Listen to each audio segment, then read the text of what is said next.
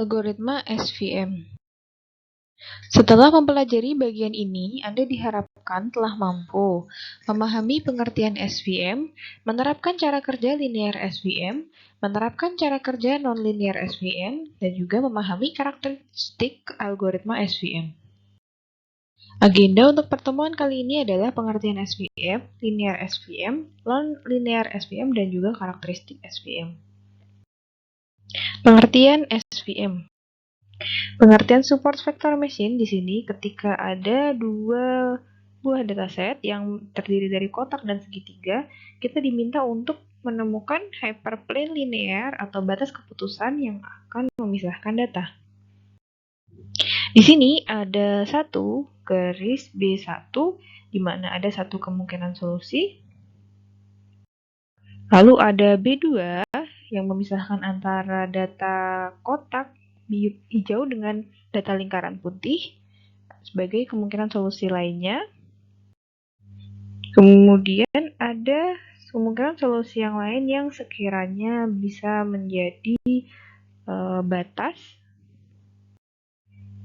Lalu kita pilih ya antara B1 dengan B2 manakah yang lebih baik. Kemudian bagaimana cara menentukan yang lebih baik?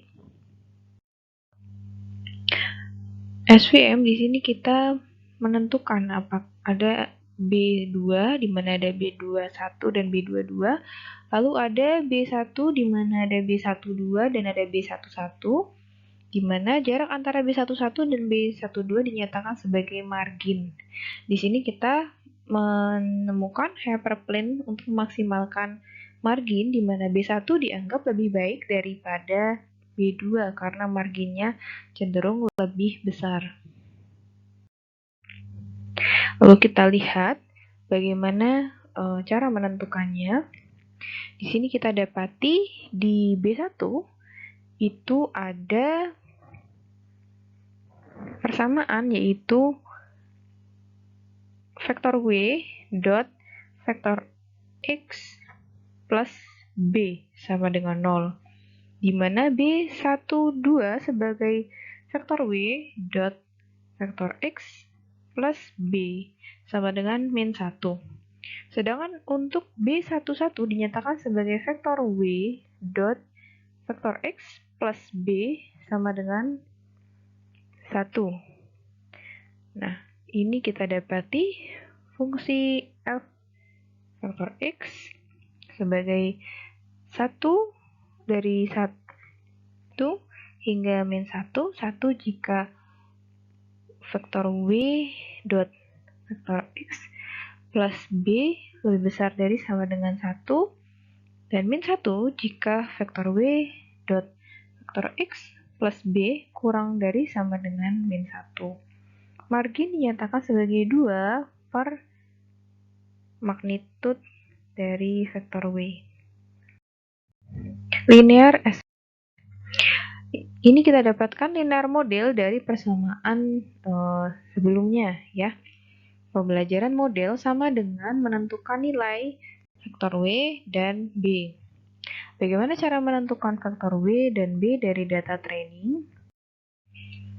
Kita buat lihat marginnya, dimana tujuannya adalah untuk memaksimalkan dimana margin sama dengan 2 magnitude vektor W yang setara dengan meminimalkan L vektor W sama dengan magnitude vektor W kuadrat per 2. Batasannya sebagai berikut, yaitu Y1 1 jika vektor W dot vektor X I plus B lebih besar dari sama dengan 1, min 1 jika vektor W dot vektor X I plus B kurang dari sama dengan min 1,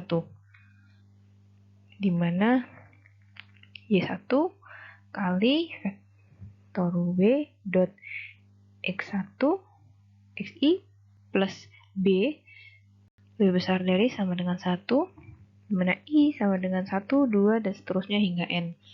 Ini adalah masalah optimasi terbatas di mana kita menyelesaikan dengan metode pengali Lagrange.